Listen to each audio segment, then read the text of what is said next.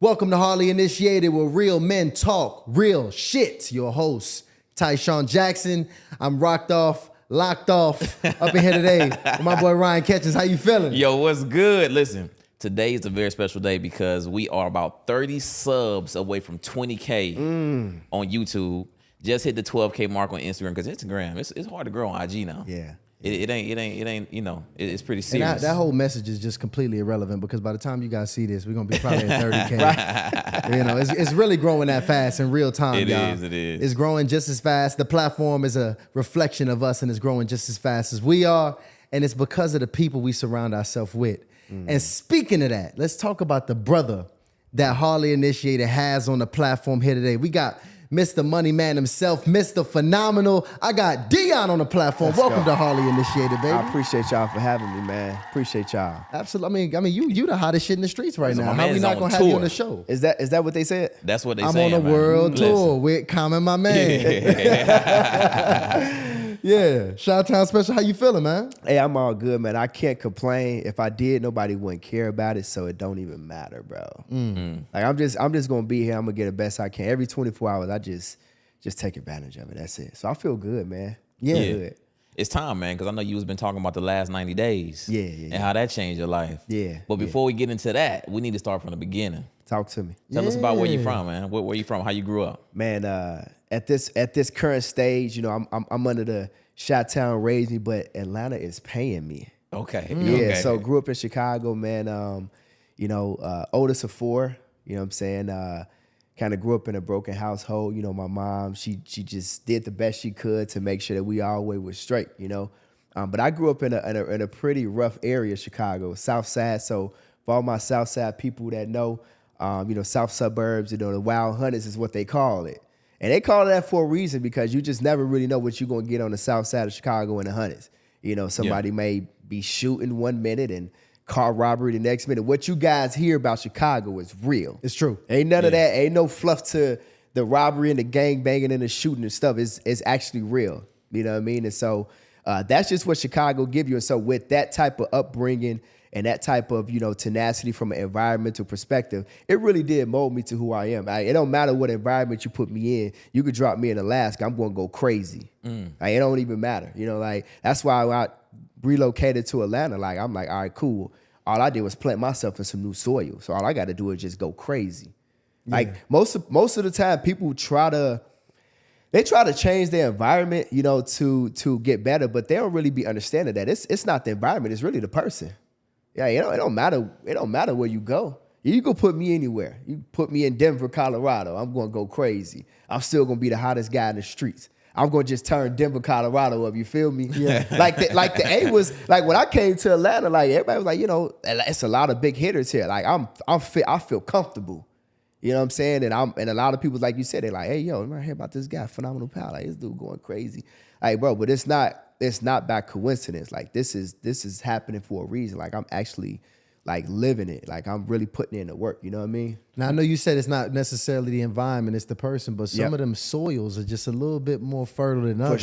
For sure. Because you over here in Atlanta, you said Atlanta paying you. What's different about this environment over here? I think from an environmental perspective, like Chicago, it just wasn't really like friendly. It wasn't friendly for success. Like it was just like, ain't no, like, she ain't trying to help her. He ain't trying to help him. Y'all ain't swapping the work. Ain't nobody swapping out, like, trying to help each other. It's just like, yo, like, you going to get it how you going to get it, and I'm going to get it how I'm going to get it. But, like, down here in Atlanta, of what I've experienced is, you know, everybody is looking to get to that next level and grow. And so because of that, you get a lot of people that is looking to help each other. You know what I mean? Like, when I got down here, I'm like I put up a post. I said I did more in the last 90 days than I've been able to accomplish in 30 years. And like to really break that down is I've been in Chicago 30 plus years, but then I come to Atlanta and now I'm hitting, I done did like, man, I'm gonna put a real list down. I did about 17 different podcast interviews in the last 90 days. And not just any podcast. You're doing $1 million worth of game. You feel me? Yeah. Like I done did $1 million worth of game. I did Ash Cash on EYL. Right. You know what I'm saying? Now I'm sitting here with y'all. And I can't even continue to just name I was just like, yo, Like people just kept bringing me opportunities. Like we want you on the show. We want you on the show. And it just, those are opportunities for me to get put in front of more people and leverage other people's audiences and say, hey, yo, this is who I am. This is what I do. This is what I offer. And by that, it just created other opportunities for me. Not only just the podcast, but then I created like probably 12 different digital products and services. This is stuff that I didn't know. But coming to Atlanta and being, again, like you said, the environment does help because now I'm around people that are that I can look at, that I aspire to say, yo, like you're making more than me and you're growing faster than me. So you tell me what you're doing, how I can implement that in my business, how I can take those strategies and how I can go to the next level. And so now I'm around people that say, yo, you need to do A, B, and C at 1, 2, 3.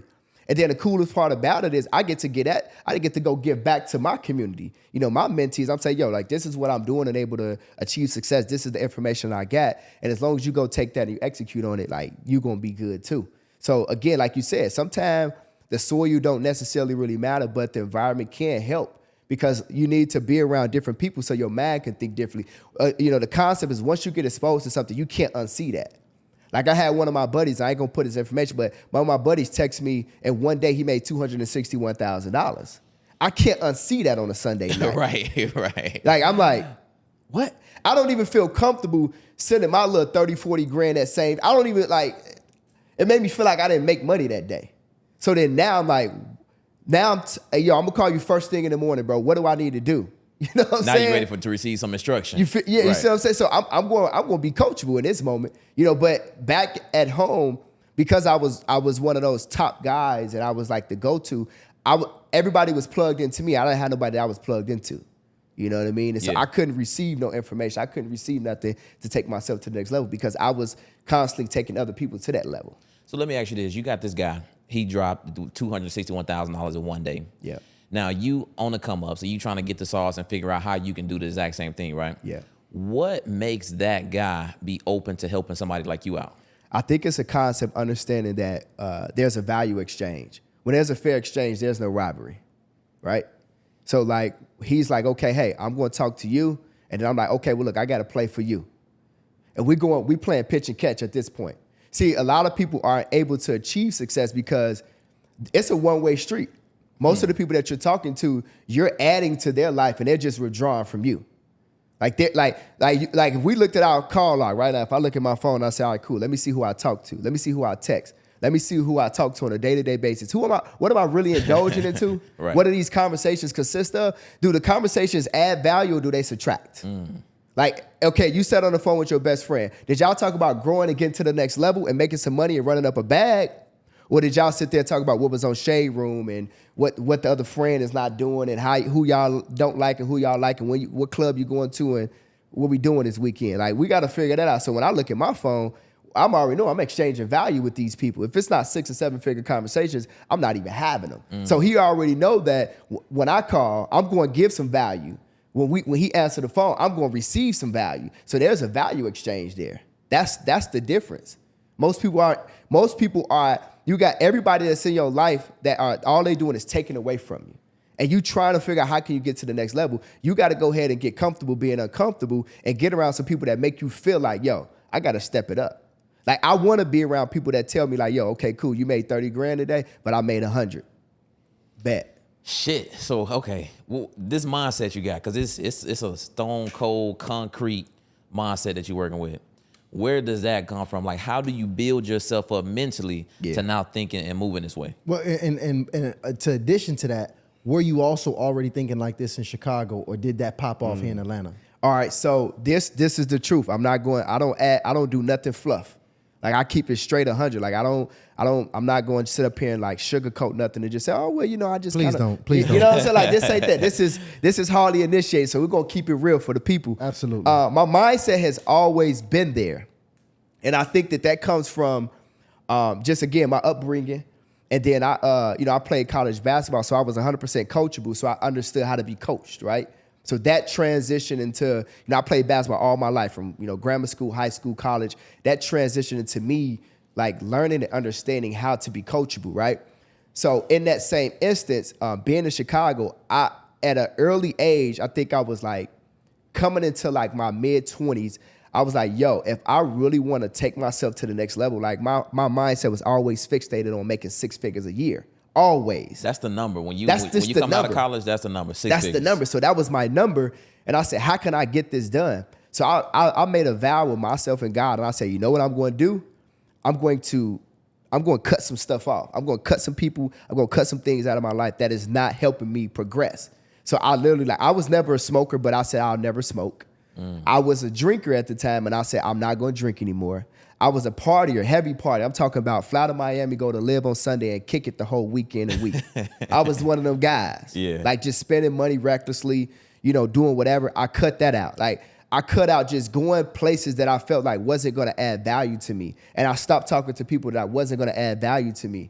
And so my transition from Chicago, it made it easier for me to come to Atlanta because I was already zoned in and 100% focused. My mindset was there. The mentality was there. The work ethic was there. Like every time people talk to me, they say, bro, you like the hardest working dude that I know.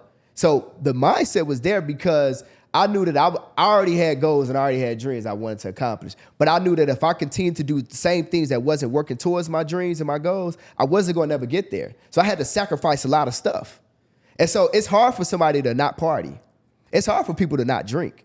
It's hard for people to not smoke. Those are vices that they don't give up. But my question to everybody is I always ask, like, what are you willing to give up to go up? Like, what are you willing to give up to go up?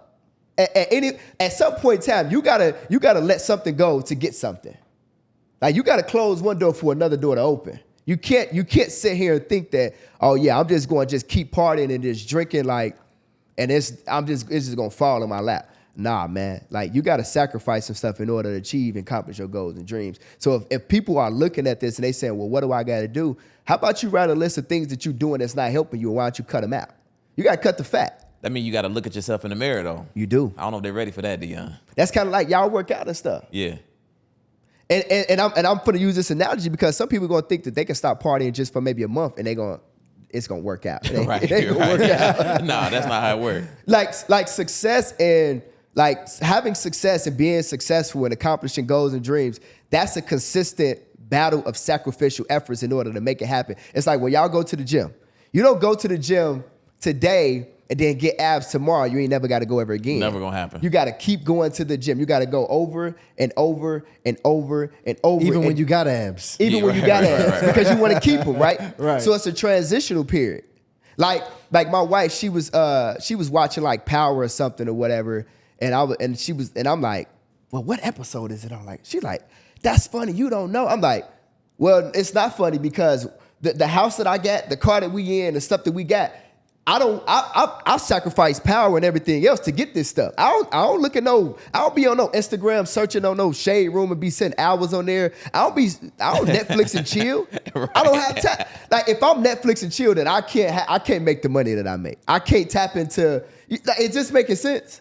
There's a difference between being a producer and a consumer. Come on, man. It's the same thing. Like, yo, so if I say I want a 6-pack, I got to go to the gym for about a year or two straight, and then to keep it, I gotta still make them sacrificial efforts to keep my 6-pack. So it's the same thing with business. You got to sacrifice some stuff in order to go ahead and accomplish your goals and dreams. And as you hit those, if you want to keep the money that you're making, if you want to drive them fancy cars, if you want to wear, the nice clothes, you want to be just like the people that you aspire to be like, you got to continue to sacrifice. It never turns off. So let me ask you this, because one of the hardest things to do is to sacrifice while you also have a family and a responsibility. Yeah. Because that means they got to sacrifice with you. Yeah. And that's tough. Yeah. Because, you go into a new city that's unfamiliar, you're doing some very unfamiliar things, some things that you probably haven't had a proven track record with already in the past. And now you got to convince your lady, y'all got kids. Yeah. You got a mom that's also that you also, everybody's on your back. Yeah.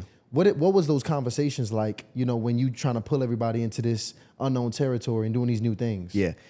That's a great question. I think that's a really good question for somebody who maybe also not a person that's experienced, but somebody that's just coming into entrepreneurship as well. Because a lot of people struggle, especially if you got a spouse.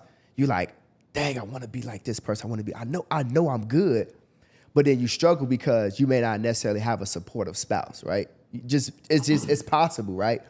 The first thing that they have to do is in order to make things easier on them, and that transition, trying to transition to have that success and what that looks like is you have to audit your circle.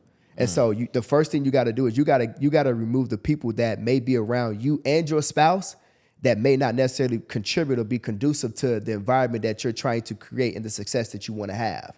And then what it does is, as you put you and your spouse around people that are where you looking to go, then like with me, with my wife, if I can put my wife around a successful entrepreneurial wife, then they can have those, what does it look like to support a successful entrepreneur type conversations? So it's just not you exposing yourself to these new things. It's also you bringing that level of exposure to the family as well. Exactly. Like you have to be around people that are running in the same direction. That's like when you hear people that are married, what they normally say, I only hang around married couples. Well, it's not a mistake that they're saying it. It's not a mistake. The reality is that if married couples are hanging around single people, and let's just say that a married couple have issues, guess what the single person is going to say?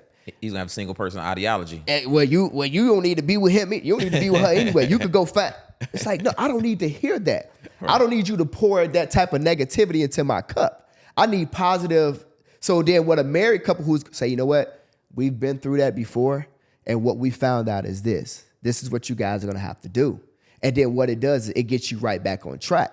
So if you're looking to become a successful entrepreneur, then that conversation that you have with your wife, you can have that conversation with her. But then what adds to that positive side of the conversation is you putting your wife in that positive, entrepreneurial, successful environment. And so now she can have conversations with other successful men, women, and they got their own core group and they able to talk and they say, oh, this is how you deal with that. This is how this works. But my initial conversation with my wife is I'm like, yo, look, you don't want to have to work, right?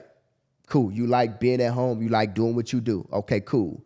You want to have these fancy cars. You like to go when you go and you like to have your spa days and go get your, if you want these things to stay in place and you want to really like get it to the next level, you're going to have to be okay with me making these sacrifices. And I can't always be there. And I can't always be a part of everything because I got to execute. I got work that I have to do. And to really make it make sense to everybody, it's a concept of when we work a job, it could be Christmas. Somebody could have passed away in the family. And guess what happens? They give us a pass. Oh, you got to go to work? Oh, we understand. So I got a job, and you mean to tell me because I have a job, you okay with me missing Christmas? They pay a time and a half. We respect the job more than we respect our business. Make it make sense to me. So I tell my wife, I tell my mom, I tell my family, yo, just because I'm an entrepreneur, don't get me wrong. I understand that I'm a boss and I run my own business. I work when I want to work. But I respect my business like it's a job because if I work it like a job, it's going to pay me like a business. And ain't no mistake that Walmart and Target got all these employees that come get them 40 hours. Right. Ain't no mistake. So if I have the same mindset and capability that the job had where when I was working my job, I was working 50, 60 hours a week, especially when I first started because I'm like, I'm finna go crazy. I want some time and a half. I want to put in this work because if I don't work, I don't get paid. So right now, it's the same thing. My family knows because I've had these preconditioned mindset conversations with them that when daddy is working, when husband is working, he's working. Don't mess with him. He's working. When he's in the office, he's working. So when he go in until he come out, we don't mess with daddy. My wife is amazing. She already know. Hey, yo, all right, cool. It's time for him to eat. She gonna come. Hey, you ready? Yeah, ready. She already know. Hold on, let's get some context here. Yeah. Because I want to dig in just a bit of the family structure that you guys set up. So was your wife already a stay-at-home mom before you ventured off to entrepreneurship? Nah. But she had expressed that to you, that was her desire. It wasn't really something that she expressed. It was just more so kind of like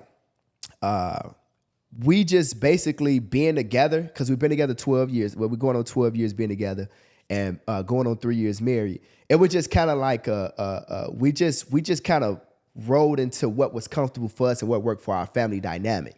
It's not like this is my role, this is your role. Now, biblically sound, as a man, I gotta provide and I gotta protect. And then, she's gonna be that extra heart to the family. But we just kind of gradually and organically assumed our roles. So as I was even working a job, because we've been together for a while, even working a job, working my job and making $130 a year, that was enough for 3 people at the time. Like we talking about 2015, 14, like from 2009 to 2016, I was making like 130. So I'm making like normal salary even now is like 40 grand a year.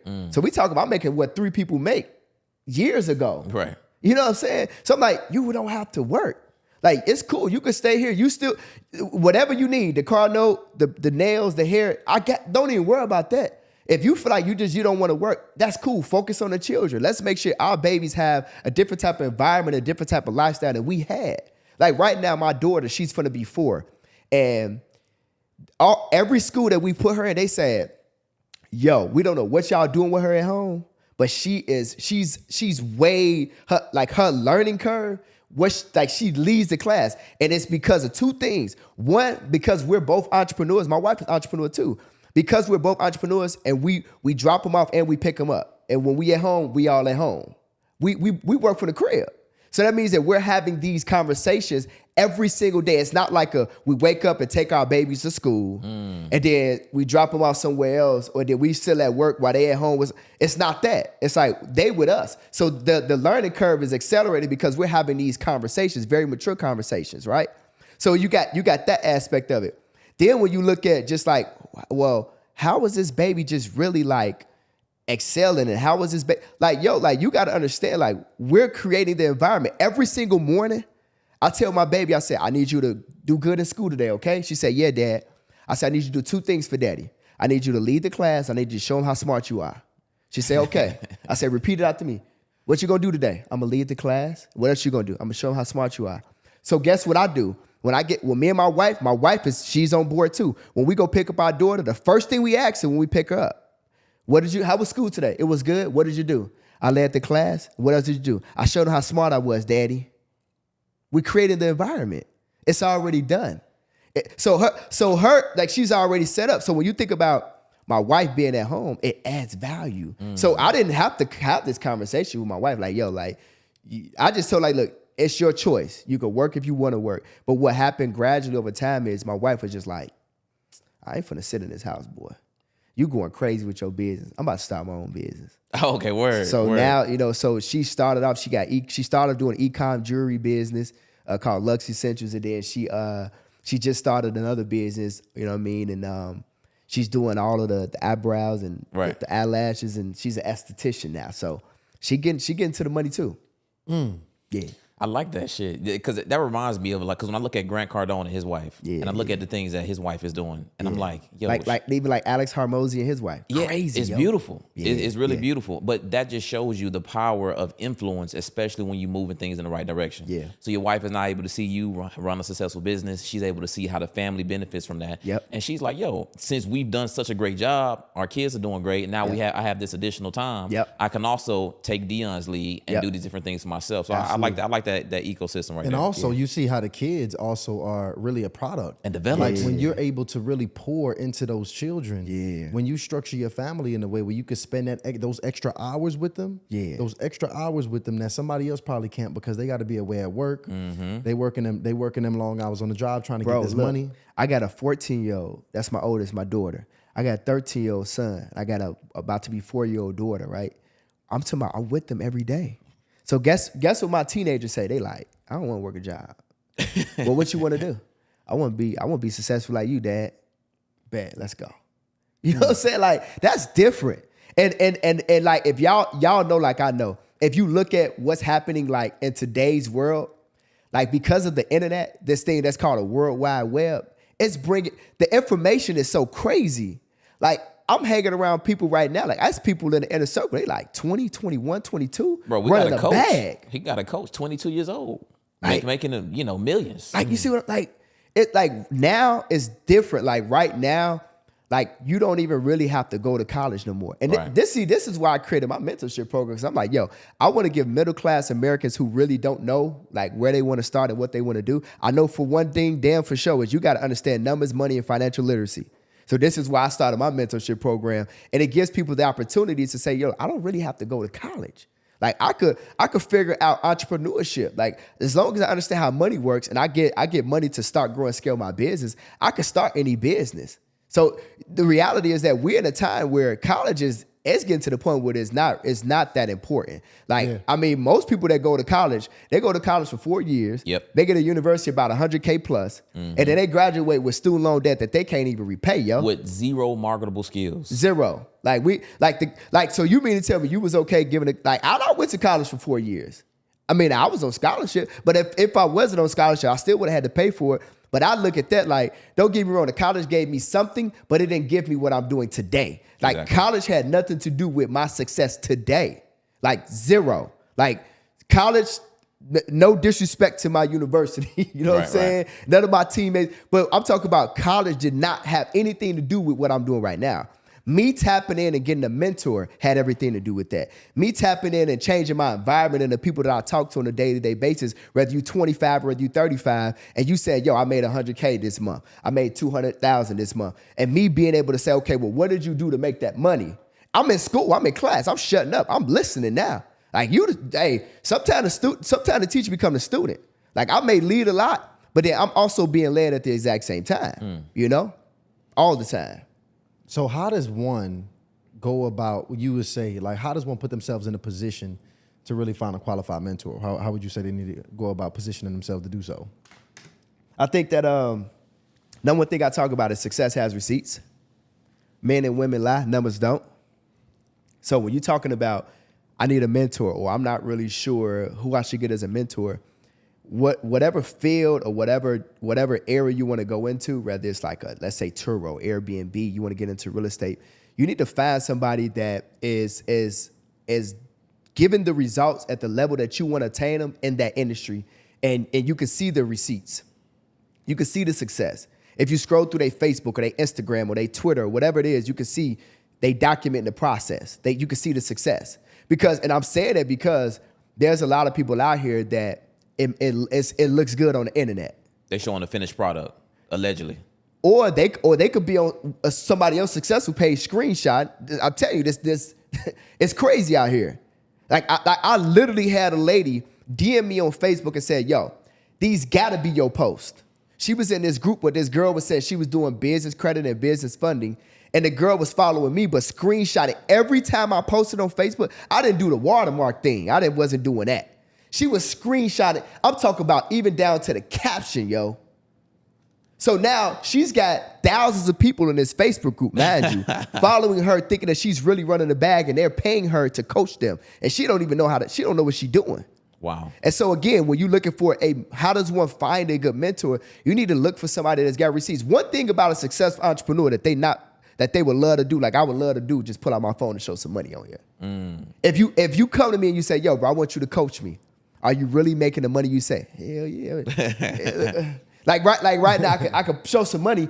And so that in itself, like you will not embarrass an entrepreneur by asking them, show me some receipts. That's what they want to show you. We want to, Right. like even like being on this podcast, we want to tell our story. We want to tell our story. We want to show receipts. Successful people love that spotlight because we've sacrificed and we've done some things to get where we at. And guess what I want to do? I want to show this. And if you love helping people like how I love helping people, I'm definitely going to show you. I'm not only going to show you the receipts, but I'm going to show you exactly how I did it step by step. Okay, so if I came to you and I said, Dion, look, I got my shit together. I don't work corporate. I don't put in some work. So now I got a marketable skill. Hey, you know what? And I'm motivated. I'm reading, I'm working out. So I'm ready. I'm ready for the next step. But the only thing is I don't got no money. What I would say about that is the cool part that most people don't know is I'm gonna give a gem right now is there are banks that support entrepreneur coaches and mentors. And so you have banks like a Nove Money or a Coach Finance, a Wise Bank. These banks will finance people the opportunity to get coached and mentored if they don't have the money. Wow. You have some of them go as low as a 580 credit score to say, okay, cool. And ain't no difference when you going to the car lot and getting that car. You went to the car lot and you said you wanted that Audi that was 30 grand, and you went in there with your 580 and you said, I'm finna stun on him. I got a new job. And you went and signed on that dotted line. Yeah, your interest rate might have been 15, 20%, but you took that $700 car note. So why won't you do the same for mentorship? Go to these banks. Like you came to me and said, yo, I want to get in your coaching program for credit and financial literacy. Okay, well then if that's the case, let me get you through one of our financing partners, and we'll take you through the process. And then what we'll do is as you go through the process, you get approved. You pick which repayment term works best for you, but treat it like the car.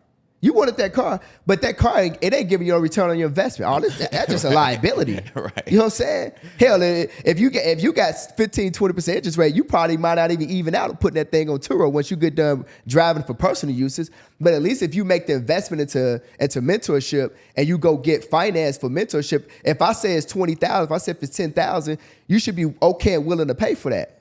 Like, honestly, I had no idea that you can finance that type of education. I told you I'm gonna give you a gym. Yeah. It's banks. Like, I literally just gave those are three banks. Those are three banks that I personally use to take people through finance. So when somebody come to me and say, I want to get in your 10K program, okay, cool. Let's take you through financing. So instead of you giving me 10 grand right here because I know you don't got it, I need you in position to run up a bag anyway. Most people average American don't got $10,000 saved up. Right. And if they do, they ain't gonna spend it with you. They don't understand cost versus value. They don't understand the value. Look, I tell people this all the time. If I was down to my last $10,000 and I knew that somebody was like performing at the level that I wanted to and I wanted them to mentor me, I would give my last $10,000 because I know that price is only issue in the absence of value. So I know that if you're going to give me value, I'm going to give you 10 grand because at worst case scenario, my 10 grand with you probably going to turn into 100,000. But see, people don't think like that. Me and Tysean can attest to that. We was in Tampa. I think it was Tampa, Orlando, one of those. It was Tampa. And those are $25,000 program. Yeah. We talked to a couple of guys in the program. The guys in the program could have been the fucking coaches. Yeah. So me and Tysean, man, we went back to the room. We had like the little double, we was kind of broke then. We had a little double bed and everything. And it's fucking 3 a.m. Yeah. And Tysean is like. And just to give context, we had just that weekend, because we was really getting our business going. We got a wholesale real estate business. We closed 2 deals that weekend for $20,000. So we had 20 G's. We had 20 G's in the account. That was it. That was it. Oh, that was it. Yeah. We just had got the 20 G's that weekend while we was at the conference. That was a test. And it was $25,000 program.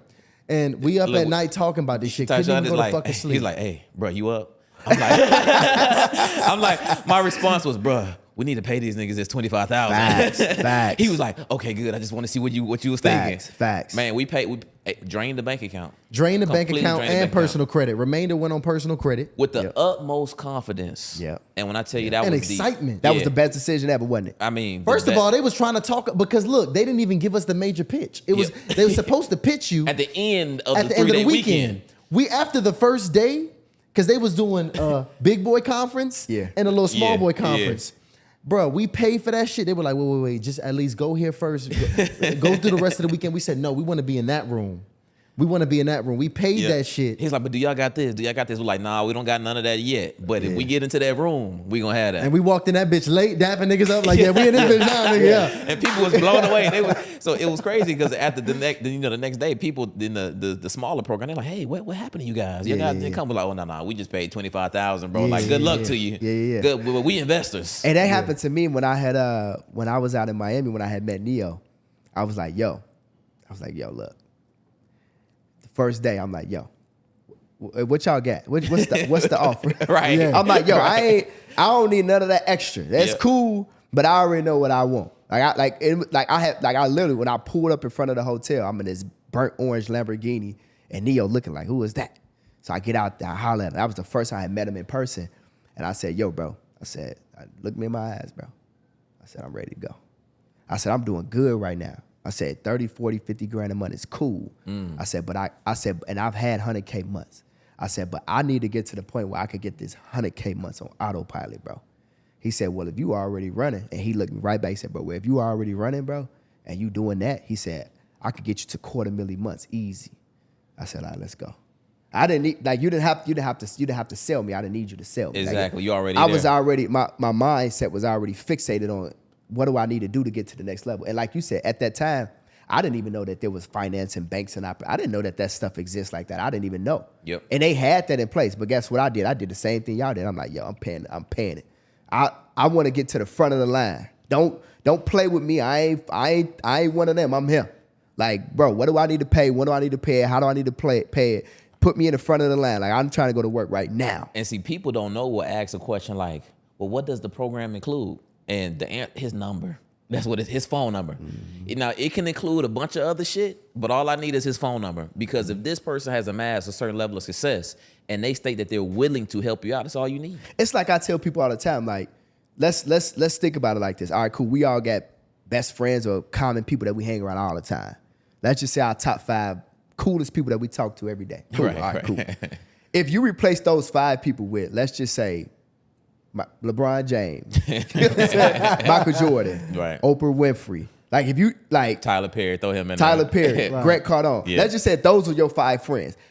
What do you think your life will look like? What is the likelihood of your success rate? That shit is likely. Like you about to overnight, they gonna say, yo, call this person, they gonna connect you. Yep. Call this dude, they gonna connect you. This person got Call money, this call person. that person. Call this Oh person. yeah, stop doing that shit. Don't do that shit. Yeah. Don't do this shit. I don't ever want to see you go there ever again. Yeah. I don't ever want to see you dressed like that. Like I tell my wife all the time, I say, yo, when we go out the crib, when we going anywhere, fuck them up. Yeah, I like that shit. I I say, like that shit. I like that shit. They can, ain't no female should never, they can't compare to you. Like it don't compare. Like that's like when I pull up, we go to the restaurant, when I pull up, like, bro, valet me. Don't play with me. Don't try to park me in the back. I'm in the front. Well, sir, you know that's $50. Park me in the front. What you talking about? Who you talking to? Like I be like my wife know. Like I ain't playing. Like I'm really that. Like I'm really about that. Like I'll be on it. Like when you make a certain type, like you want a certain type of treatment. Absolutely. Like don't treat me like I'm regular. Don't sit me by these people. Sit me at the top, yo. like I'm like yo, like you know what I'm saying. Like my tip finna be different. Like I'm finna talk to you different. Like I'm finna change. Like it's finna change. Like I'm different. Like I don't do me regular. I don't want no regular. And see, and that's the type of burning desire and outcome that people gotta have. Like I tell people all the time, like yo, like you got like, are you regular? Or are you ordinary or extraordinary? Like, are you regular? Are you VIP? You the guy that walk around the club like wishing you was over there with the people in the top with the sparklers and the bottles? I'm the guy at the top with the sparkler and the bottles. My mind has always been fixated on being that guy. So when I say I'm gonna do something, I'm accomplish it, like I get the results. Like, and I am aggressively addicted to getting the results that I want. I'm going to do anything.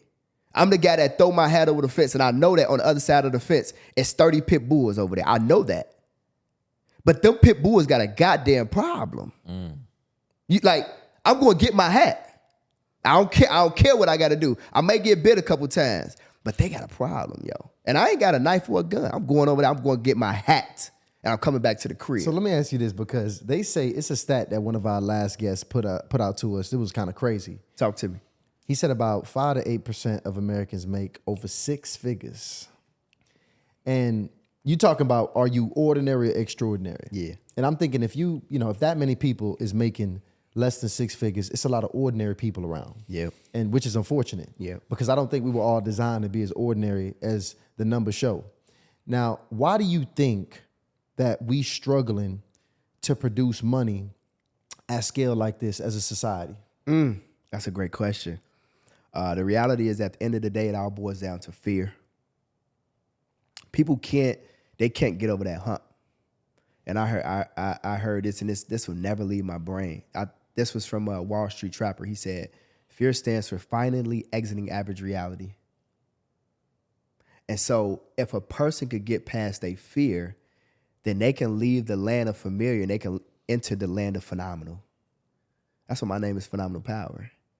I'm phenomenal, and I'm always gonna bring that power.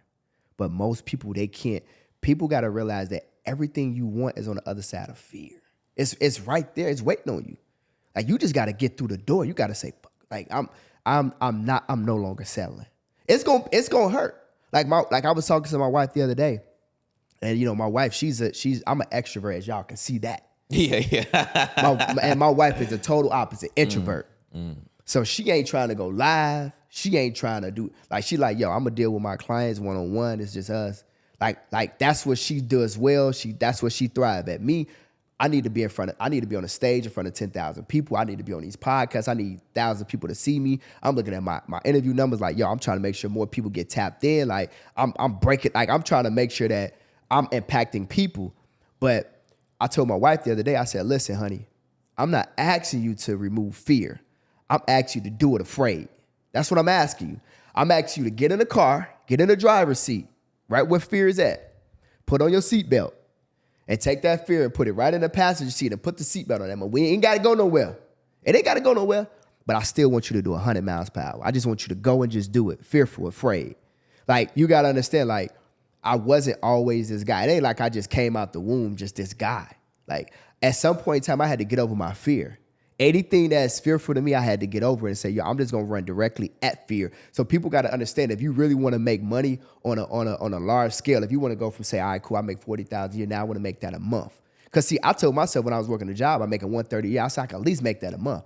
I'll do that a month now. That's on autopilot. I'm at the point where now I'm trying to hit $1 million months. Like I got to make the $1 million month. So I'm transitioning. I'm talking to people that's making $1 million months. You see what I'm saying? So most people, they're not making the money that they want to make because they just haven't gotten over that fear and understanding that everything that they want, need, and got to have out of life is right on the other side of fear. So you're going to have to go into the basement and put in that work. That's it. What does that look like though? So if I got a job, I'm making 50, 60, 70, even $100,000 a year. What does it look like for me to put in that work? What am I doing outside of work hours? You gotta first decide what do you want to do? What avenue do we want to go into, right? And whatever it is that you choose, you got to put together a list of things that I need to execute on, things that I need to get done. And I'm not talking about just I need to be consistent. I need to talk. Nah. What I'm talking about, you need to put together a list. Like what I did for myself, I put together like a list of 30 actionable items, things that I can measure on a day-to-day basis. It's the same principle as like working a job, right? If I go to a job 5 days a week for 40 hours, they can measure my performance. Exactly. So they know that whether they should keep me or fire me. They know that. So it's the same thing. So what I did when I was an entrepreneur, when I first got started, because I was scared as hell. I'm not going to lie. My first 5 to 6 months, fellas, let me help y'all understand something. I ain't make no bread. For a half a year, when we talking about a family, kids, mortgage, car notes, I didn't make no money. I was living off of credit cards. You understand what I'm saying? Oh, I've been there. You feel me? I've been there. I was floating the credit cards. Like, cash, I'm wilding. Like, but I'm telling my wife, like, but it's going to work. And she wasn't even my wife at the time, and she was like, I know you got, I know. Because if I could do what I did at the job, I could do it here. So what I did was I went and got me a calendar. I'm not making none of this up, y'all. I went and got a calendar, y'all. I printed off a calendar. And I said every single day, if I could win more days than I lose, which means that this list of 30 things, these actionable items, if I could pass out 100 business cards, if I could make 100 phone calls a day, these was actionable items that I had to get done every single day. But if I didn't get them done, I had to put an L on the calendar. That's actually, that's called the Seinfeld strategy. I never heard it. Yeah, pretty much it was Jerry Seinfeld. He was speaking to some comedians, and they's like, hey, how do you come up with all this material? He was like, I just got a calendar, and every day, only thing I got to do for that day is create one joke. So it's the first of the month, check. Yeah. Second of the month, check. Yeah. But something as simple a tool as that can organize your life to this point where you are hitting targets left and right. And it may be simple. It may be a simple strategy, but it's going to help you because most people they start a business, they get into business, and they get upset about the results from the work that they never put in. Like why is it not working for me the way that it worked for you? Why is he better than me? Why we in the same industry? Why is he getting results? Because 80 to 90% of his day he's working. He's putting in 9 to 10 hours out of let's just say there's 12 hours of being up and awoke. 10 of those hours, like for me, every single day I am grinding, yo. Like, even on Sundays, I'm working. I'm working. Now, there are gonna be times where I'll schedule a vacation with the wife and with the family.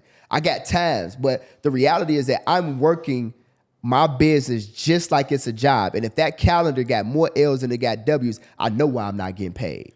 Like, people got to understand and know that every single day, either you hiring yourself or you firing yourself. You the boss. From a business perspective, man, if you got a job and you said, all right, let me try to figure out how can I balance, it's got to be a transitional period. Don't do what I did. I just left and was like, yo, I'm out. You know what I'm saying? I was going to ask you about that too, because we get a lot of men who, venture from working corporate to, doing this thing on their own. Yeah. But a lot of them actually say, hey, you should not. You should keep your job so you don't have to, your family doesn't have to sacrifice. Yeah. But I mean, being somebody who went all in, and I'm also that type of person. Me and Tysean, we went all in. Yeah. I mean, you don't think that's the best strategy?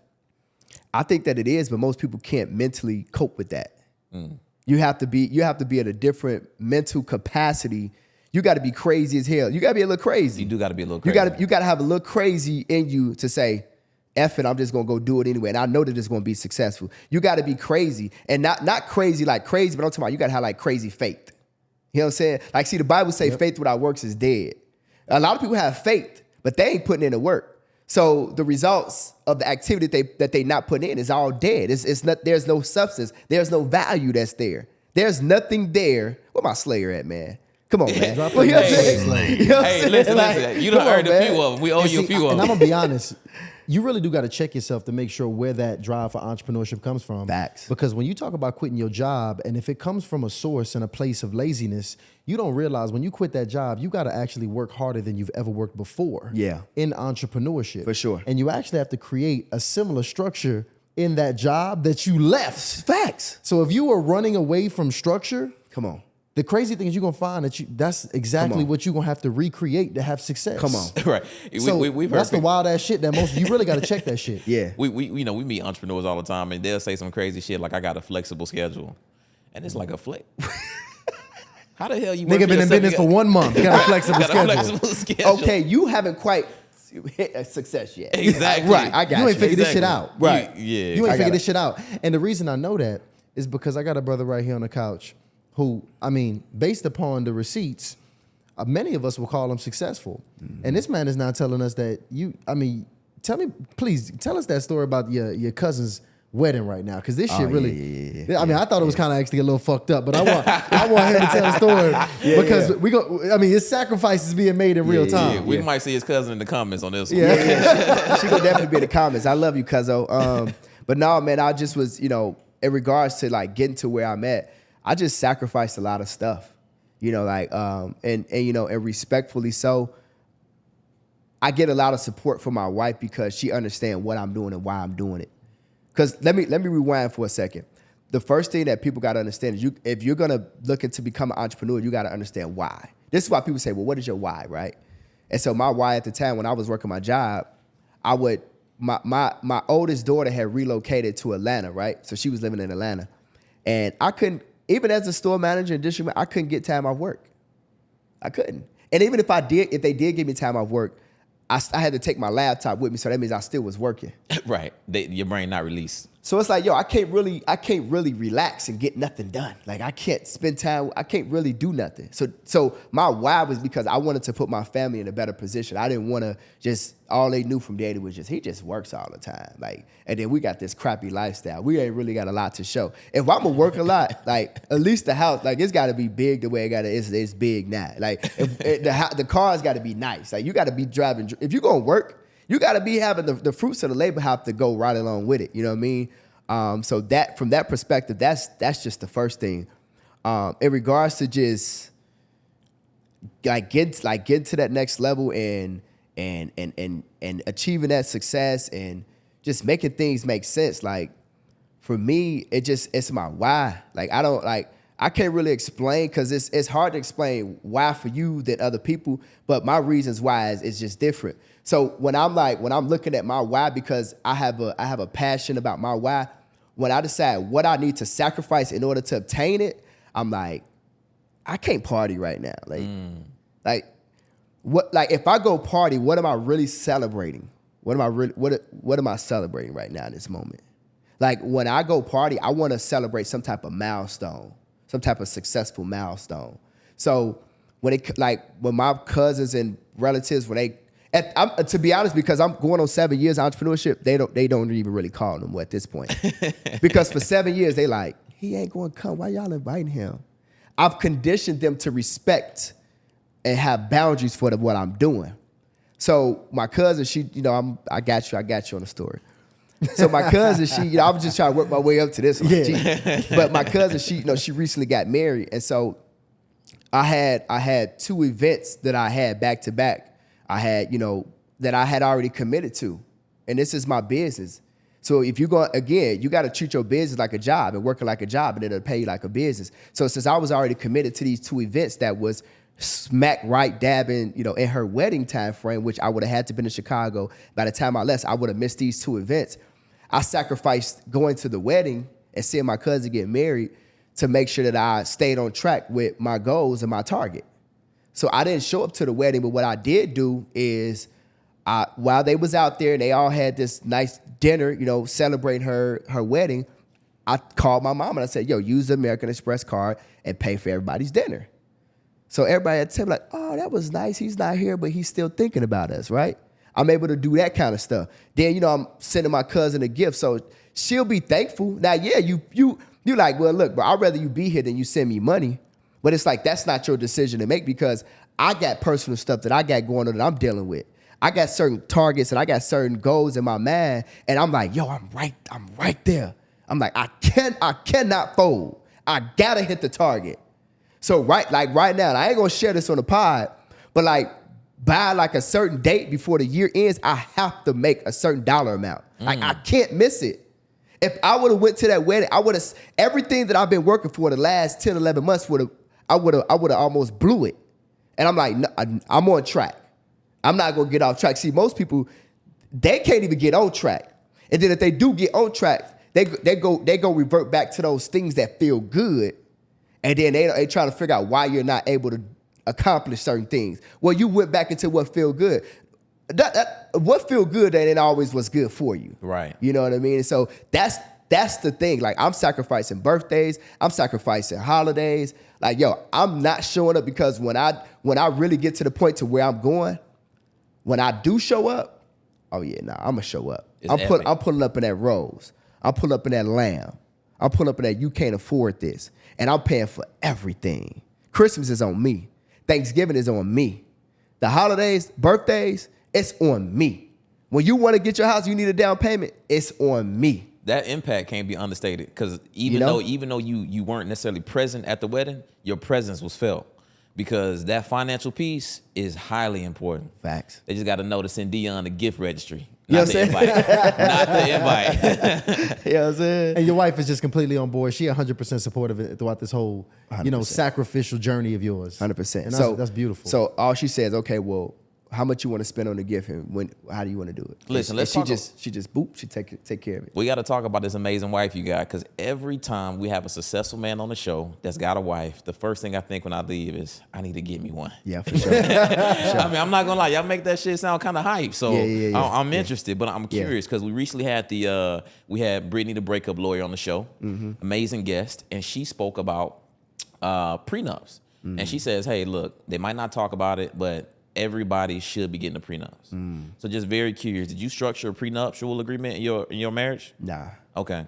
Nah. And go ahead. I kind of feel like, life and death is in the tongue and in the mind.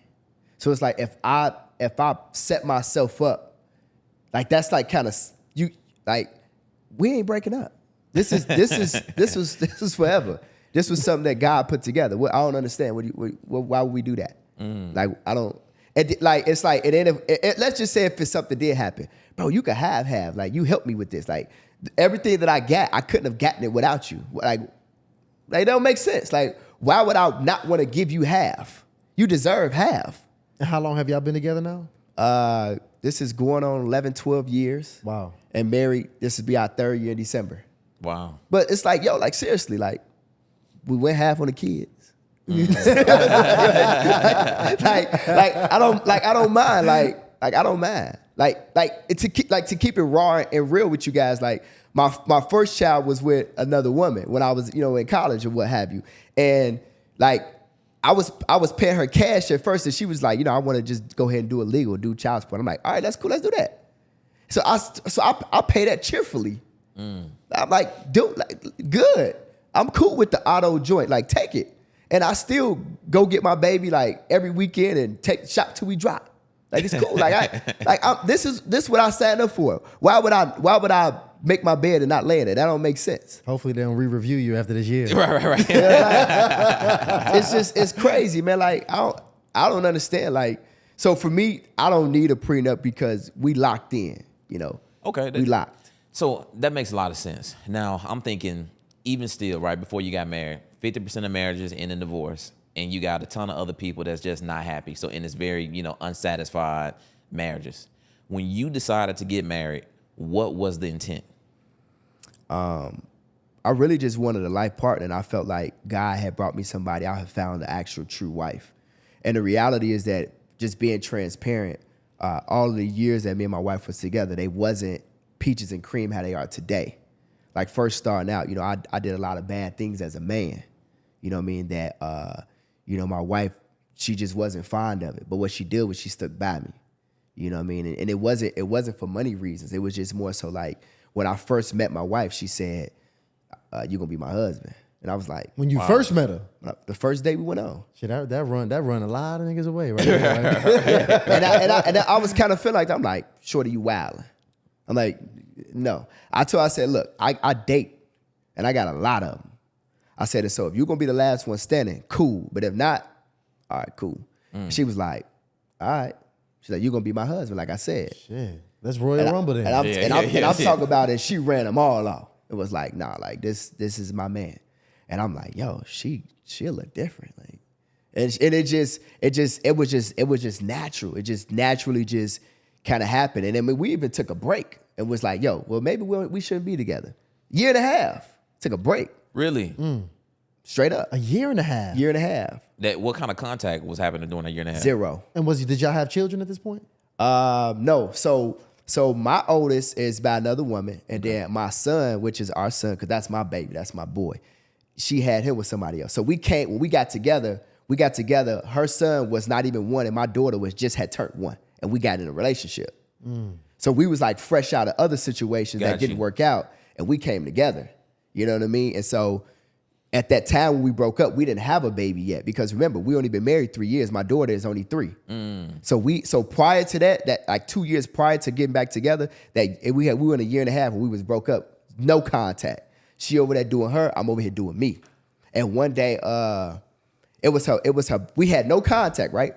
So like it was like the night of her birthday, and I don't even know what made me do it, but I texted like, hey, yo, just want to tell you happy birthday. This was like after a year and a half of no. So when we broke up, her birthday had passed.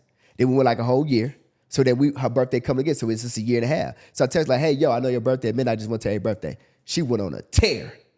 It was like bloom, bloom, bloom, bloom, bloom, bloom. Text me. She's like, She was waiting for that shit. Hey, That shit was built up. I miss you. I just want to tell you. And she just was like going in like, life hasn't been the same. These guys ain't shit. She just was going in like, nobody makes me feel the way you make me feel. You talk to me. You inspire me. You motivate me. Can we have breakfast? I'm like, she's like, I'll take you to your favorite spot. I'm like, yeah, let's go. Like, damn, it's your birthday. I'm like, I You gonna take me out on your birthday? I get my favorite spot. And so it went from having breakfast, man, and she was just like, what you doing tonight? Can I stop by? I'm like, sure. And she never left. Wow. And then here you go. We all hot and spicy baby, hot and spicy marriage. And it was just like, we needed that time apart to really show us like there was nothing else out there. Like what we was doing and what we had going on, it was good enough for us. And I had told him like, yo, we're gonna break up. I'm like, if we meant to be, God will bring us back together. Don't even trip. You go do you, I'm gonna do me. And he brought us back. And that's it. So y'all been together for 11 and 12 years, and 11 or 12 years altogether, and you said married for 3. Yep. Now, how long did it take you to develop in what you would, consider to be a husband? Wow. Dang, you gonna hit me like that, huh? Shit, it's hardly initiated. That's a good question. So when we met, I was around about maybe 25-ish, give or take, somewhere around that age. Because we met when I was selling phones. I saw her first cell phone. Oh, nice. I'm there like, legendary. I'm in there like, yeah, see, I'm in there like, hey, I know you want this phone, but hey, how you doing? You know, it's crazy. Like, and it was crazy. Her mom was one of my customers too. She was like, I'm only seeing Dion. And her mama kept saying, you gotta meet my daughter. You gotta meet my daughter. Oh, you know what that and means. I'm like, she was means. like, she is really pretty. You gonna like, I'm like, man. That's the best referral right there. Right. And then she came, her mama came in smiling one day and was looking back. And I'm like, what's she looking back at? I see this girl come in. I'm like, dang, who was that? I told you my daughter. I told you. So we met, and it was like, when we met then, we met, and she was just like, she was in a relationship. It was crazy. She was in a relationship, and she was like, I'll take your number. She said, if this doesn't work out, I'll call you. I'm at work one day, and it was like 2 months went by. Phone ring. I'm like, who the heck is this? And I'm like, it's crazy. Like, hello? She's like, yeah, how you doing? I'm like, who is this? Remember the girl you gave your number 2 months ago? Well, yeah, that relationship didn't work out. I said, oh, yo. It was already on a downturn. As soon It was already going down. As soon as she gave her number out, it was already about to be over. Right. Because otherwise she would have gave her number out. Exactly. That's a fact. She wasn't confident in that relationship. And she expressed that. She was like, it was already kind of, that's why I took your number. She said, but I didn't want to be disrespectful. I was just like, yo, I keep it tucked. She said, I'll just grab it out the drawer like, yo, let me hit him up. And so from that moment, man, it took me a while to really get mature because I was still just kind of like wanting to be young. You think, 24, 25 and you making all this money and I got my own house, man. I got like 2 cars. I got a BMW Camaro. Like I was wilding, yo. Unstoppable. Like, you know what I'm saying? Like I got my, like at that time when I was just dating, women would come to my house like, this really your house? Like you're the only person that live here. Like it looked good, it smelled good. You got top of the line furniture. Like you're doing well. So that puts a woman in the mindset like, yo, this is where I need to be. Mm-hmm. Like he don't want to leave that. Like if you got a guy he look good, he got a good head on his shoulder, he's doing well from his, he's successful, and he got his own place. Lock that It's shit the ultimate down. package. Yo, Yeah, it's the lock ultimate that shit package. down Yo, right there. they like God delivered. Like I need him. So, but it took me a while because I was still, the Bible says, until you become a man, you will do childish things. So I had to put away with those childlike ways. That's 1 Corinthians 13:11. I had to put down my childish ways and become a man. So it wasn't until we broke up. When I broke up with my wife, I was like, dang, I really let her go. I messed this one up. It's like, dang. So yeah, man, if I could get her back, God was like, you gonna have to change some things. If you want, because if you get her back and you not changed, if nothing changes, nothing changes. So if I give you her back and you still do all of the bad things you did, you still be disrespectful, then you're gonna lose indefinitely. So I need you to change. Man, my mom raised me in the church, but when I tell you I was going to church by myself every Sunday. I was on a mission, got baptized. I didn't need nobody there with me. I baptized by myself. I was in the church by myself. Up in there just listening to the word, like reading the word. I'm like, yo, I gotta change, yo. Like this is not cool. This ain't cool. Especially when you got children. So now at this point, we got 8-year-old and 9-year-old now. I got my 8-year-old son saying, Dad, why you and Mom be arguing like that? Like, why you be yelling at her? I'm like, and we on a car ride. I'm like, yo. Like these kids, when they looking and they see, they know what's going on. They know exactly what's going on. I went from the worst person probably ever to my son to now I'm creeping around because as he just became a teenager, I'm trying to make sure I mold him right. I look at his phone one day because he was saying his phone messed up and I'm saving the phone. It's best dad ever. I'm like, yo. Wow. I'm like, yo, this is it right here, yo. Yeah. Like, but see, so again, you got to think, let's go back to the why. So when you got people that, you saving their phone as best dad ever, knowing that you got a biological father, but he's not there. And now I am the replacement. I remember the moment when his dad was like, I'm not coming around no more. I'm like, I'm out. And him sitting at the kitchen table, me, him, and Mom, and he's crying and like, yo, like, what am I going to do? And my wife, and at the time, wasn't my wife. She's like, well, Dion is your dad. And he was like, okay. And went to play his game. Like, it was cool. Wow. Like, how do you give up? How do you give up and how do you not go hard when you got people like that depending on you? Like, come on. Like, how do you give up?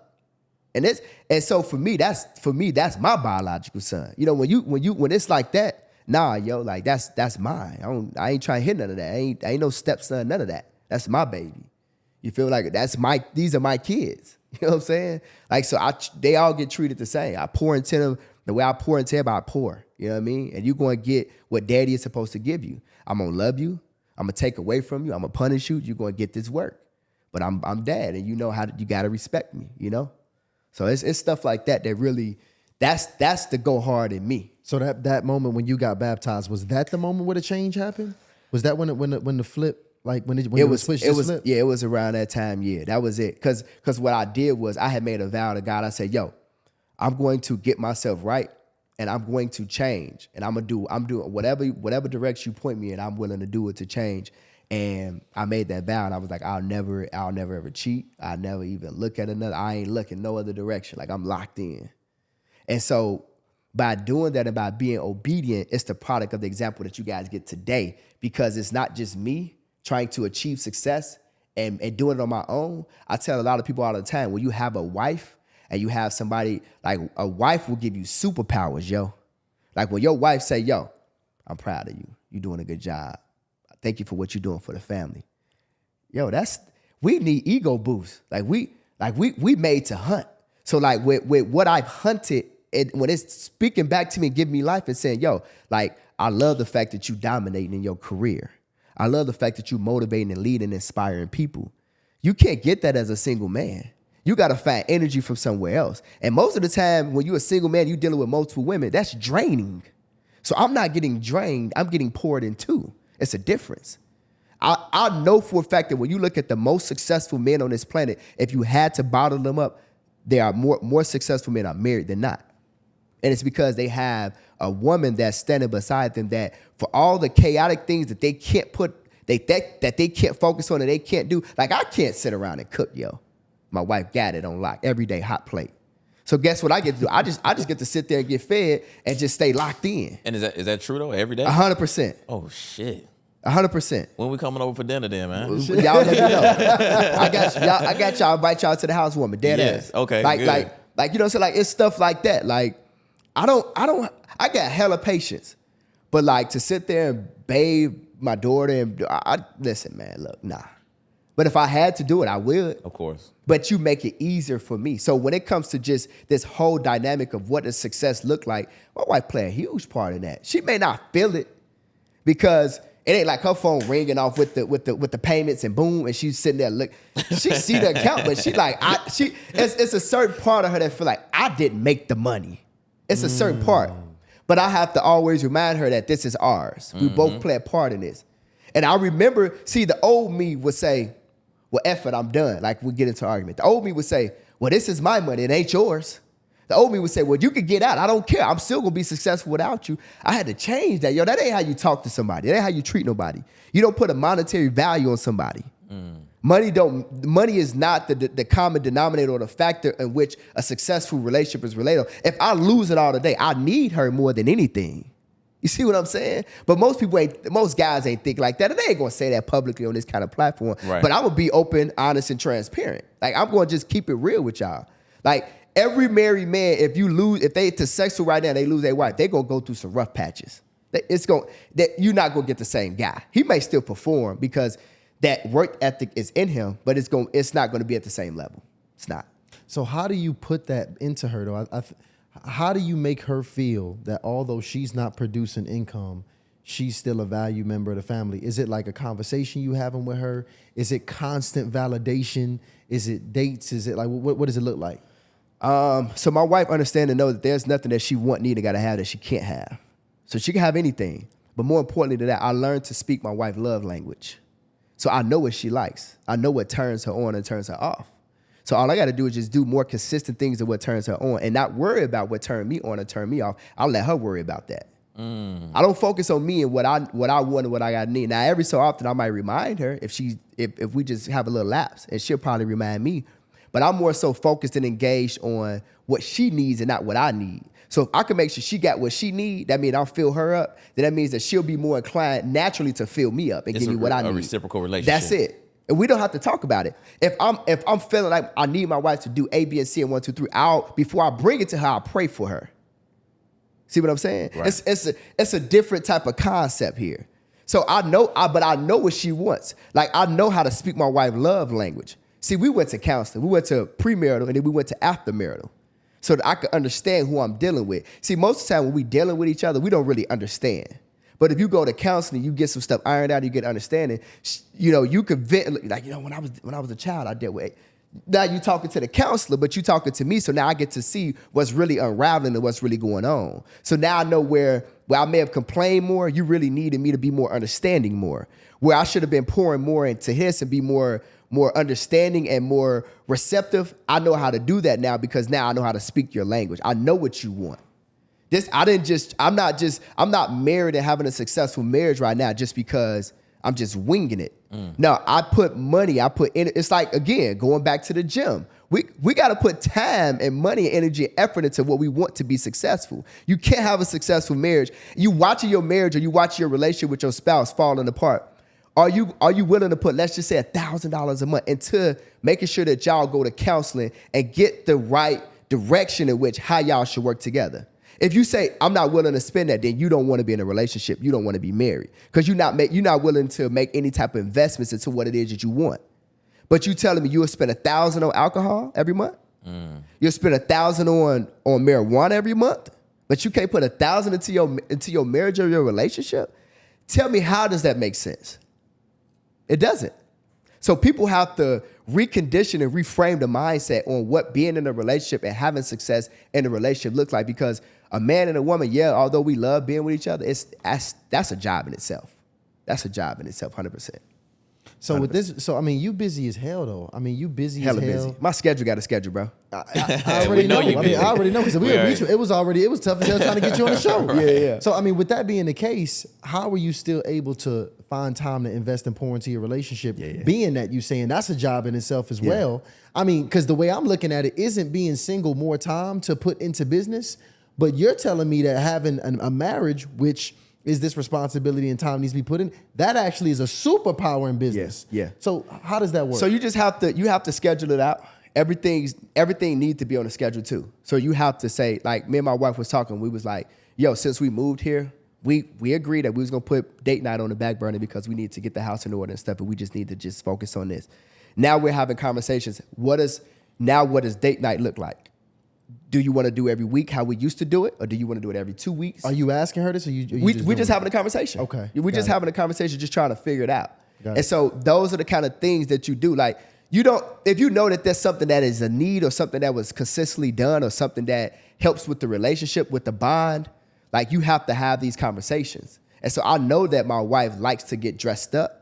Like she likes to go out. I know that's what she likes to do. So I have to find the time to do it. So now, like literally right now in this moment, we're actually having conversations trying to figure out what days, like how often and what days do we actually execute on date night. And so those are some of the things that you have to put in place. And then not only that, as you having a family, you gotta find, so when do we vacation as a family too? So like we was using like our credit card reward points, and we were looking at, like Disney World and stuff, and we booked a trip for the family to go do that. So we just finding time. Like don't beat yourself up and say like, yo, if I'm not doing this or I'm not consistent, like you just gotta just talk about it and just make it work for both of you guys. That's it. But some has to be there. Like you can't just be in a relationship and just be in a relationship. That's not fun. Like let's make it fun. Like where you want to go, like what you want to do. Like we're gonna go out to eat, you know what I'm saying? Like we'll go to Topgolf, we'll do something that's just fun. Let's just go have some fun. So when should a young man really?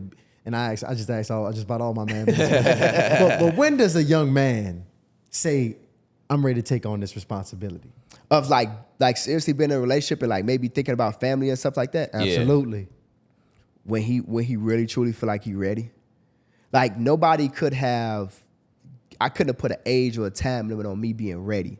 I think that the constant test that God had put me through is now part of my testimony. I'm able to look at my track record of failures and successes relationship-wise, and I'm able to say, that's what I did wrong. This is what I did wrong. This is how I could fix it, and I'm ready to move forward. But until a man is actually ready to move forward, nobody. I can't. I could talk to a guy right now and say, yo, you need to get married, and it's the best thing since sliced bread. If that's not what he wants to do, that's not what he wants to do. Like, we just have to be ready, because you got to turn off that satisfying desire to go hunt something new every day and every week. Like, as men, we're just naturally made to hunt and provide and protect. That's all we made. We come out the factory just ready to hunt. You know what I'm saying? I know what you That's mean. it. We just come out. We ready to hunt, and we just ready to go get it. And then when we find something good, we will provide and we will protect, because that's the way we were formatted as well. And like a woman comes out of, she comes out just wanting to nurture. She just wants to give. She just wants to love. That's why you got to think about it. Like, we want multiple women. That's normally what most men want, multiple women, because we're like, she does this well, she does that well. She's a great conversationalist. I like the way and we got multiple for different things. But then a woman, she comes out and she say, I just want to be married. I just want to pick a fence. I want to have a husband. It's like, yo, you just want one guy? But that's just the way that's their DNA. All right. Our DNA ain't the same. So it takes us that time to go ahead and formulate that maturity to get to that point to where it's like, yo, and it's something I think that, and I've looked at a lot of my friends, it just turns off like a light switch. You don't really prepare and really just like, it's just like one day it's kind of like being in a bad relationship. For most of us, we wake up in a bad relationship. One day we just say, you know what? I don't want to be with this person no more. You break up. There's nothing that they can say, nothing that they can do to stop you. You just say, I ain't being here no more. I'm out. I'm out. And so what ends up happening is you leave. And it's the same thing with men being ready to be in a relationship. We just wake up one day and we say, you know what? I'm ready to be with one woman. This is it. And you and 9 times out of 10, you're probably dating multiple women, but it's that one that you say, if I had to pick one of these, It'd be this one. she's the one. And what's crazy about it is she was already ready. And what you're doing is the more time you waste, the more opportunity you allow another man who's ready to take what you played around with. You giving somebody else your opportunity, player. Like, so then you got to think to yourself, if you know that a woman is ready and you know that you might be ready, would you be okay with somebody else stepping up and proposing to her? A side nigga or some shit, you know what I'm saying? You like The one in her back pocket or her side pocket. You know what I'm that saying? got She been blowing dude off because she felt like you was the one. Yeah. But you been playing. She been messing around with you for a year and a half. And then dude come in and she been kind of like, not really. She ain't really dated. She ain't really went out on too many dates with him, gave him too much time, ain't even gave him none. And then dude like, yo, I'm gonna lock this up. Would you marry me? And she like, yes, because that's what she wanted. She was ready for that. But she don't want him though. What's crazy? She might. It don't matter. She might settle. She'll roll with it. Yep, that's she'll what I'm roll, thinking. She'll roll with it because she like, all right, stability. They want that security. He want me, and I want him. Cool. I can halfway want him, and she rolling with him. That's real. That's the way it goes sometimes, you know? So Dion, let me tell you this. So last week I was in the gym, going crazy in the gym, man. I'm getting swollen shit. And I did. It's just a fact. It's a fact. So I had, so I had my 2 plates on. You know what I mean? I repped my 12. I did that, a few times. Yeah. So this week, I hit the gym. It's Monday, and I'm trying to hit the 2 plates again on the bench press, and I do like 4 or 5. Yeah. And I get off the bench and I look at my trainer. I'm like, damn, like, man, something wrong. Because last week I was doing this, and he looks at me. He was like, bruh, success ain't linear. And then he just walked off, and I'm like, damn. And I really had to think about that when I went home. So I want you to talk about that, because when you on the road to success, all kind of shit pops up. Yeah. It's never going in this continuing trajectory. Is always up and down. Yeah. But when you get in the down, what do you do to dig yourself out of that situation? Yeah, great question, man. A lot of people just want the ups. They don't want the downs at all. And when it comes to the downs, I think that one thing that a person can do when they get into the downs is just really be mentally and emotionally prepared for that. Like, I expect for things to happen, like bad. And so when they happen, I'm ready for it. Like, I know that success isn't convenient. I know that success is not going to always be my friend. And because of that, I've already mentally prepared myself. I tell my wife, I'm like, yo, we're going to go through some stuff. We're going to lose some friends. They not gonna be with us. Like, they not gonna understand. We're gonna lose some family. Relax. It's okay. Like, we gonna go through some months where I may not make no money. Just relax. It's gonna be okay. And so because I've had these conversations with myself and my wife. Now, my wife, when I tell her this, she be like, "What you talking about? Well, I don't understand." Hey, listen, relax. We are like, as long as we put the proper expectations in place, the downs don't matter. All we gotta do is focus on the ups. See, when I first got into entrepreneurship, let me tell you a mental exercise that I did with myself, and this is key. Because I knew that I was going to get more no's than yeses, I went after the no's. I was looking for no's. Because I know that if I was looking for yeses and somebody told me no, it was going to jack my day up the first time I heard no. See? So I embedded myself into the trenches of failure. And I said, well, failure is not an option, because if I expect things to go wrong and things to happen, then I can't fail. Success is inevitable for me. So when I pre-framework my mindset and my wife's mindset, I said, yo, we're going to lose friends. We're going to lose family. There are going to be some months where I may not make the money that I make every single month. We're gonna have to cut back on some things sometime. It's okay. Like, me and you, we're going to argue. We ain't going to see eye to eye. But as long as we stay in this room and we talk it out before we go to sleep and we don't fade, we good.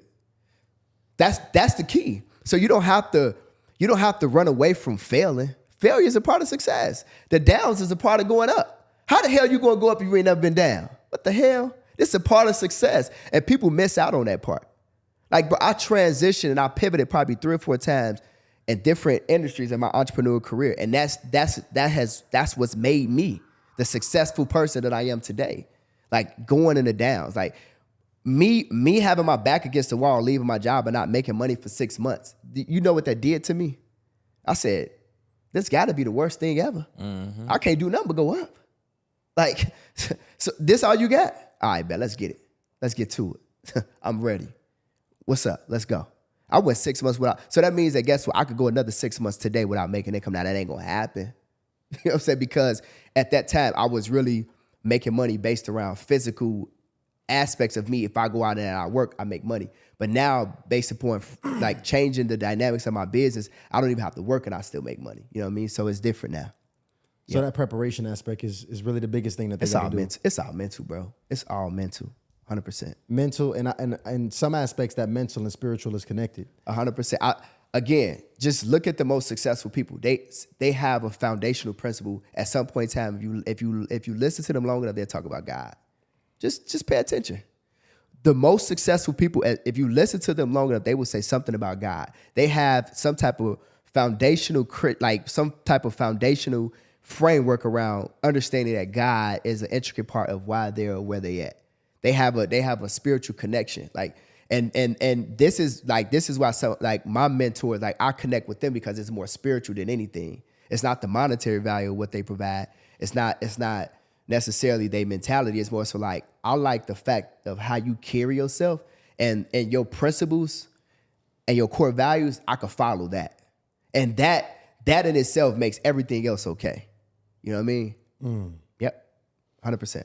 Damn, drop a motherfucking Slayer right quick one time for my man right here. Yeah, man, I'm blown away by some of this. Just some in of this case. game. Yeah, man, let me tell y'all, my man, listen, no disappointment happening right now, man. I appreciate you, bro. He's bringing phenomenal power right now. Phenomenal power. to Mr. Harley Sacrifice. Mr. Goddamn Sacrifice. He got a lot of misters right now because I learned a lot from you, man. And what I like about how you teach is just about for every question we ask, he really brought a framework. I agree. To the game. And I mean, just about anybody that were in need of any of the questions we asked, you got some tangible shit to apply after this episode. And man, I'm impressed with you, brother. And I know the viewers gonna be impressed with you as well. I appreciate I need you to really plug in right now because you've dedicated your life now to helping other people. 100%. Tell them how you gonna help them out or how you have been helping people. Now listen though, before you do, we need something very special for the Harley Initiated family though. Very so special. something only for them. Okay, absolutely. All right, cool. I got you. So just from how I help people in that aspect is I do run a financial literacy mentorship program. I'm giving back. I am the guy that I said I don't want to have success. And most people say, well, it's lonely at the top. Not for me. Like I don't believe in that. I feel like for a person that says lonely at the top, that's a person that does not have leadership framework in place where you're not looking to motivate and inspire and take other people with you. So my thing is my mentorship is called Dominate the Decade Mentorship Group. And God put that on me because he said, you've dominated the last decade. So why don't you now go and show people what it took you 10 years to do, what they can do in a year less? So now I'm giving back and I'm teaching people financial literacy and how credit works and how money works. So that way they can literally because at the end of the day, all we really need is some money to go ahead and do what we need to do to get started. Yep, that's it. So if I can show you how money works, I don't care what the business idea is. I don't care what the goals, what the dreams is. If you have some money that you can utilize, and not your own money, but the bank's money, you can learn how to leverage that, learn how to leverage other people's money to actually obtain your goals and dreams. Anything is possible. So that's what I'm doing for the people. That's what I'm doing for the community and for the Harley Initiated community and podcast. What I want to do is I want to invite you guys to a very special opportunity that I got for them. So I need everybody on this podcast to text Metro 2. That's METRO, the number 2, all one word, to 74121. I want to invite you guys to a very special workshop that I'm going to have for you guys. Tap into that. I'm going to show you how to get a 700 credit score. I'm going to show you how to get 100K in credit. I'm going to show you how to make 100K in less than 100 days. I like that. I like that. Let's do it, baby. Only for the people, baby. Only for the people. Only for the people. And listen, let me tell y'all, thank y'all so much for tuning into another episode of Harley Initiated. Subscribe to this channel. Help us grow this thing so we can take this thing to the top, blow it up. But listen, thank you for tuning in. We are out.